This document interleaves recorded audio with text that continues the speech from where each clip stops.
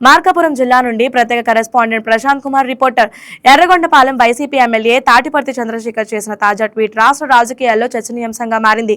రామకోటి రాసుకున్నట్లు భయంతో జగన్ కోటి రాస్తున్న కూటమి నేతలకు ధన్యవాదాలని ఆయన పేర్కొన్నారు.